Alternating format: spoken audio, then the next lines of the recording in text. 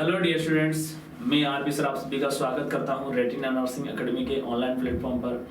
आज यहां पर हम कुछ इंपॉर्टेंट चीज़ों के बारे में डिस्कस करेंगे और वो इंपॉर्टेंट चीज़ें सारी की सारी जो होगी वो रिलेटेड होगी सीसीएच कोर्स यानी सर्टिफिकेट इन कम्युनिटी हेल्थ। तो कम्युनिटी हेल्थ में जो सीसीएच एक ब्रिज कोर्स होता है 6 मंथ का होता है।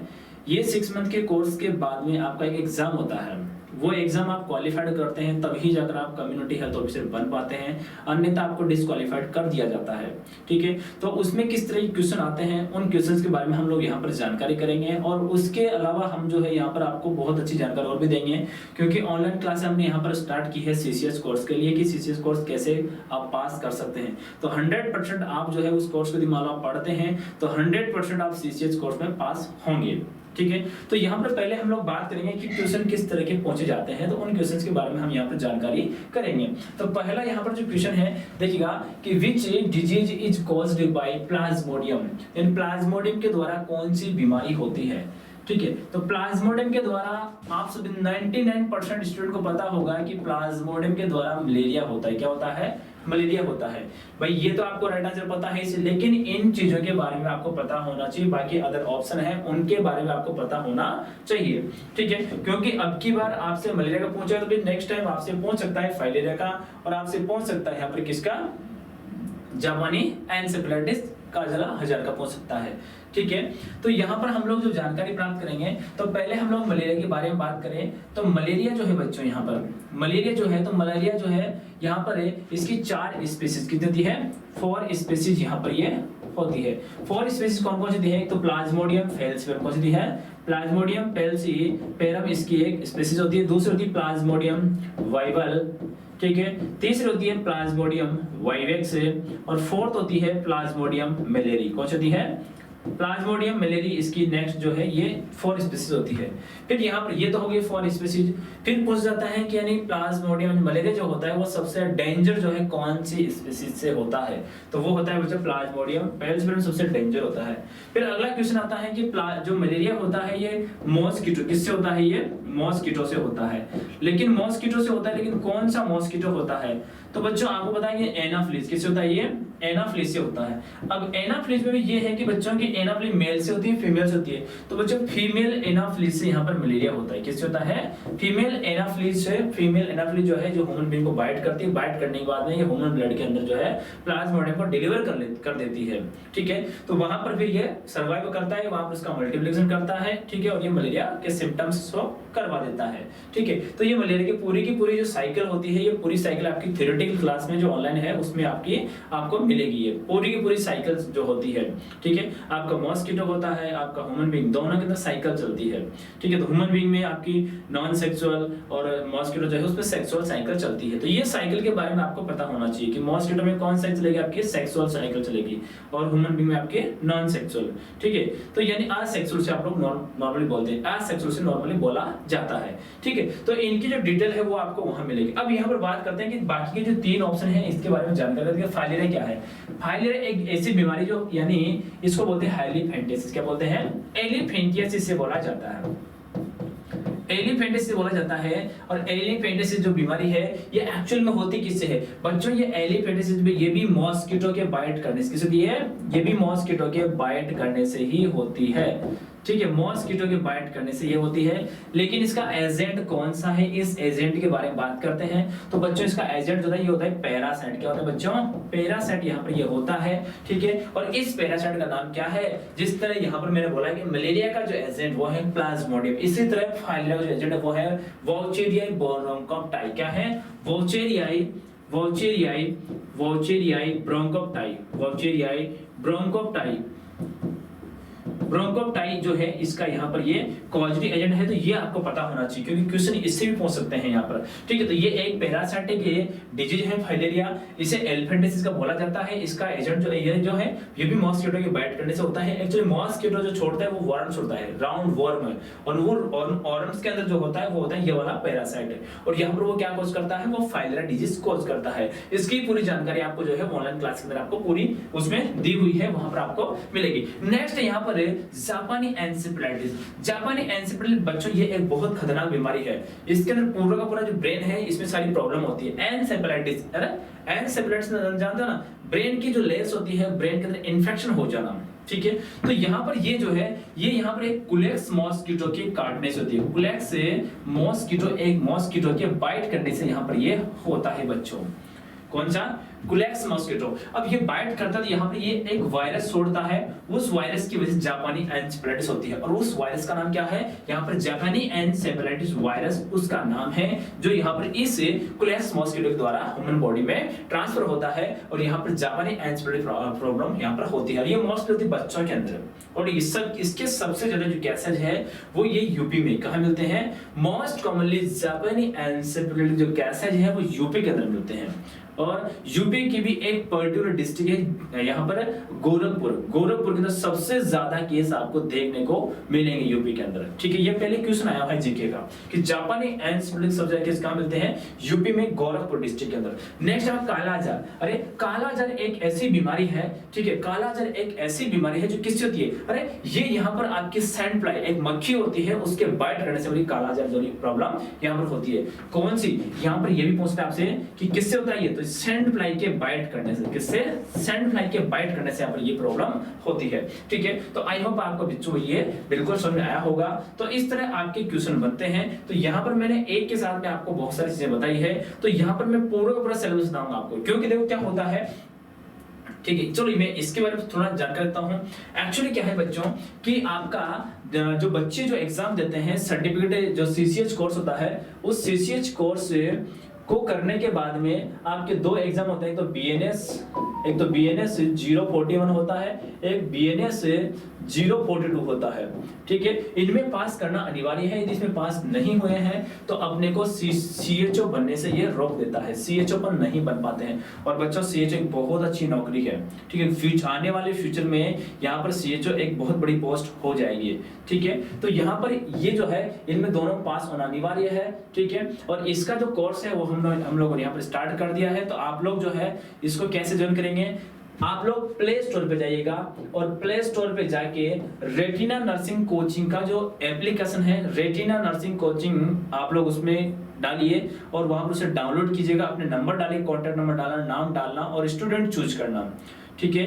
उसके बाद आप इसको ज्वाइन कर सकते हैं, ठीक है। लेकिन आपके पास में कुछ है वीडियो ही पहुंच पाएंगे, कुछ है टेस्ट ही आपके पास पहुंच पाएंगे, क्योंकि उसको यहाँ से हम लोग कनेक्ट करेंगे, ठीक है।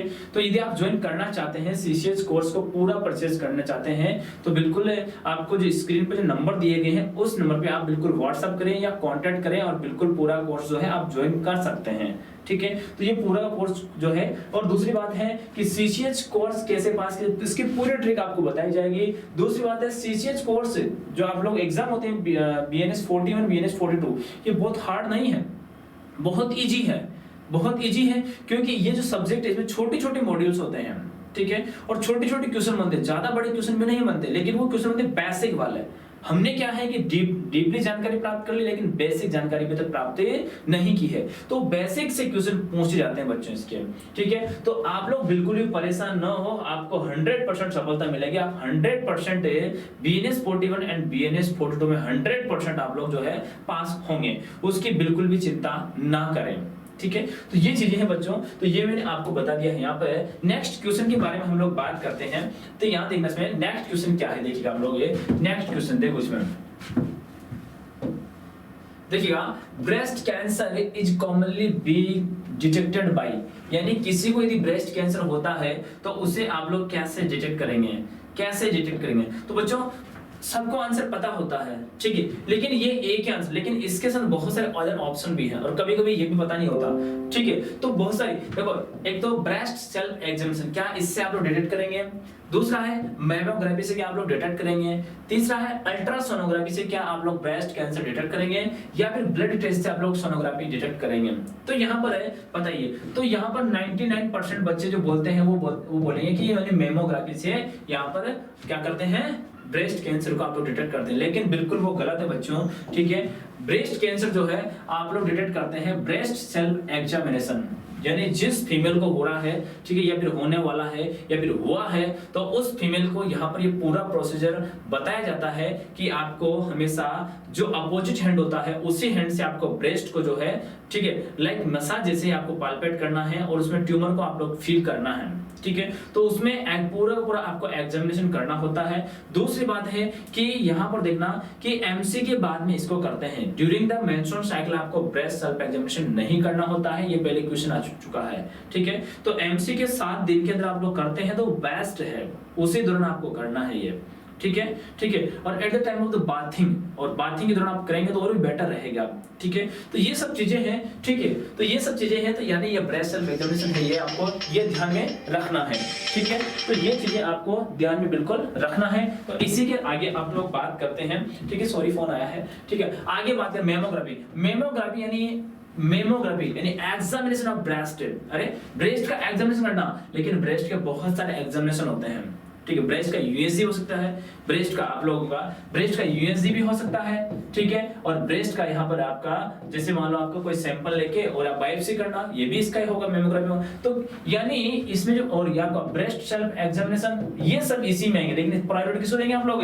ब्रेस्ट सेल्फ एग्जामिनेशन में, क्योंकि मेमोग्राफी मतलब यानी एग्जामिनेशन करना ब्रेस्ट का, तो ब्रेस्ट के एग्जामिनेशन लिए आप लोग बहुत सारे टेस्ट कर सकते हैं, ठीक है। तो सबसे इंपॉर्टेंट होता है बीएसई होता है, ठीक है।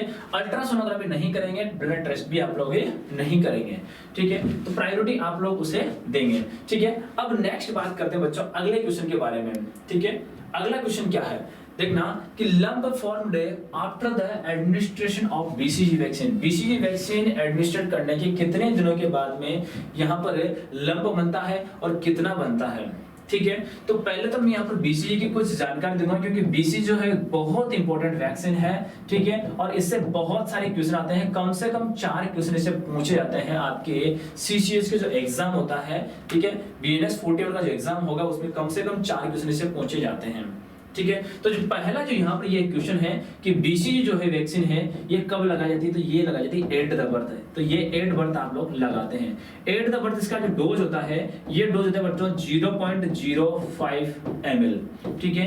लेकिन यदि किसी बच्चे मान लो यहाँ पर अपन ने एट द बर्थ नहीं लगाई है, नहीं लगा पाए हैं, ठीक है, तो आफ्टर द 1 मंथ आप इसे लगा सकते हैं, यानी 4 वीक के बाद इसे लगा सकते हैं। लेकिन 4 वीक के बाद में, हालांकि लगाने में तो ऐसा नहीं कि एट द बर्थ नहीं लगाई है तो आप 2 दिन बाद लगा सकते हैं, 12 घंटे के बाद लगा सकते हैं, कोई दिक्कत नहीं है, ठीक है। लेकिन अगर 1 महीने से ज्यादा क्रॉस हो गया, 4 वीक से ज्यादा क्रॉस हो गया है बर्थ को, तो यहाँ पर उसकी जो डोज है वो हो जाएगी 0.1 ml इसकी डोज हो जाती है। और बीसीजी वैक्सीन आप लोग 1 ईयर तक एडमिनिस्टर्ड करते हैं। दूसरी बात है बीसीजी का जो मेन लगाने के पीछे क्या उद्देश्य है, क्या रीजन है, तो ये प्रिवेंशन करती है फ्रॉम द डिजीज। ये बहुत इंपॉर्टेंट क्वेश्चन है, प्रिवेंशन फ्रॉम ट्यूबरक्लोसिस बीमारी होती है, उससे ये प्रिवेंट करती है बच्चों, ये ठीक है। ये बहुत इंपॉर्टेंट क्वेश्चन बच्चों को नहीं पता होता, लेकिन ये बिल्कुल यहाँ पर ये टीबी से प्रिवेंट करती है, क्योंकि ये इम्यूनिटी पावर को बढ़ाती है। और लगभग 20 ईयर तक जो है बीसीजी 20 साल तक बीसीजी जो है अपने इम्यूनिटी पावर को बनाए रखती है ट्यूबरक्लोसिस के अगेंस्ट में लड़ने के लिए, ठीक है। तो ये बहुत सारे क्वेश्चन होते हैं। दूसरी बात है बच्चों कि बीसीजी वैक्सीन है ये आप लोग जो लगाते हैं इंट्राडर्मल आप लोग एडमिनिस्टर्ड करते हैं, और इंट्राडर्मल एडमिनिस्टर्ड करने के बाद में इसमें एक स्कार बनता है। क्या बनता है? एक स्कार बनता है, या उसे आप लोग लंप बोलेंगे। क्या बोलेंगे? लंप बोलेंगे। जो ये लंप बनता है बच्चों, ये यहाँ पर लगभग 2 महीने की, कब तक बनता है ये? लगभग 2 मंथ पर आपको ये लंप यहाँ पर बनने को देखने को मिलेगा। तो ये भी आपको ध्यान रखना है। अब ये जो लंप बनता है बच्चों, यहाँ पर जो स्कार बनता है ये कितना होता है? तो बच्चों यहाँ पर ये लगभग 4 से 8 mm का यहाँ पर लंप बनता है यहाँ पर ये, ठीक है। किसी में 4 mm का, किसी में 5 mm का, किसी में 6 का, किसी में 7 का, किसी में 8 का यहाँ पर ये बनेगा। तो यहाँ पर राइट आंसर अकॉर्डिंग टू जो यहाँ पर ऑप्शन है, तो उसके अनुसार राइट आंसर आपका 4 to 8 mm होगा। तो बच्चों ये है बीसीजी का। तो यहाँ पर ये बहुत सारी चीजों के बारे में मैंने आपको बताया है। बाकी बीसीजी बहुत डिटेल में है, ठीक है। और ये पूरे जो चैप्टर है जो इम्यूनाइजेशन के अंदर हमने आपको दिया हुआ है, ठीक है। बिल्कुल बीएनएस 41 और बीएनएस 42 की पूरी चीजें हमने आपको ऑनलाइन क्लासेस में दी हुई है। आप वहां से जाके पढ़ सकते हैं। और जिसको भी मान लो यहाँ पर है बीएनएस ओनली बीएनएस 41 का ही पढ़ना है, ठीक है, उसका भी अलग सेपरेट सिलेबस है। और बीएनएस 42 का ही पढ़ना है तो उसका भी अलग सेपरेट सिलेबस है, ठीक है। तो जिसको जो पढ़ना है मैक्सिमम जो है जो BNS 41 बच्चे जो उनकी प्रॉब्लम आ जाती है, फेल हो जाते हैं, ठीक है, तो वो फेल नहीं होंगे। अब गारंटी है कि फेल नहीं होंगे। अगर 100% जैसे हमने पढ़ा है वैसे पढ़ा है उन्होंने, तो 100% उनका सिलेक्शन होगा। उनके सिलेक्शन होने से कोई भी नहीं रोक सकता, ठीक है। तो फिर से मैं यहाँ पर एक चीज मैं आपको बताता हूँ बच्चों कि यदि मान लो आप जो है रेटिना नर्सिंग कोचिंग से आप लोग CCH यानी सर्टिफिकेट कम्युनिटी हेल्थ का जो BNS 41 का जो एग्जाम होगा, BNS 041 और BNS 042 का एग्जाम होगा, तो यदि मान लो कोई बच्चा भी फेल हो जाता है, देखो फेल होना नॉर्मल सी बात है, ऐसा नहीं कि नहीं होते हैं, सब लोग कोई ना कोई व्यक्ति फेल होता है, ठीक है। तो यहाँ पर देखना कि अगर कोई फेल होता है या फिर कोई फेल भी नहीं हुआ है, पहली बार एग्जाम दे रहा है, तो बिल्कुल वो ऑनलाइन कोर्स परचेज कर सकता है। और ऑनलाइन कोर्स जो है बहुत सस्ता है, बहुत ज्यादा इतना भी नहीं है, ठीक है। तो ज्यादा महंगा भी नहीं है, बहुत सस्ता है, तो बिल्कुल आप इजीली इसे यहाँ पर कोर्स को परचेज कर सकते हैं। बिल्कुल आप प्ले स्टोर से रेटिना नर्सिंग एकेडमी का जो एप्लीकेशन है उसे डाउनलोड करें, ठीक है, प्ले स्टोर से। और डाउनलोड करने के बाद हमें स्क्रीन पर दिए गए नंबर पे कांटेक्ट करें और बिल्कुल आप जो है इसे परचेज कर सकते हैं, प्राप्त कर सकते हैं, ठीक है। और 100% उसमें सारे के सारे आपके क्वेश्चन दिए हुए हैं, पूरी थ्योरी दी हुई है, आप 100% उसमें पास हो जाएंगे। बिल्कुल घबराने की आवश्यकता नहीं है, 1% भी नहीं घबराना बिल्कुल भी, ठीक है। तो ये चीजें हैं। अरे क्यों घबराना बच्चों, क्योंकि जब CHO का जब एग्जाम दिया था तो वही क्वालिफाइड कर लेते, ये क्या चीज है, ठीक है, ये क्या चीज है, ये कोई बड़ी चीज नहीं है, ये कोई बड़ा एग्जाम नहीं है, ठीक है। तो आप इजीली, बिल्कुल इजीली यूं ही आप जो है उसे क्वालिफाइड कर जाएंगे, क्योंकि मैं आपको इतने सारे क्वेश्चन दूंगा, इतनी सारी थ्योरी दूंगा, ठीक है। और उस थ्योरी को आप जो है मैक्सिमम 20 टू 25 डेज में पूरी थ्योरी को पढ़ डालेंगे, पूरे क्वेश्चन को आप पढ़ डालेंगे, ठीक है। और इजीली आप एग्जाम को क्वालिफाइड कर लेंगे, ठीक है। तो थैंक यू वेरी मच बच्चों, पढ़ते रहिएगा, देखते रहिएगा, ठीक है। Okay, thank you very much.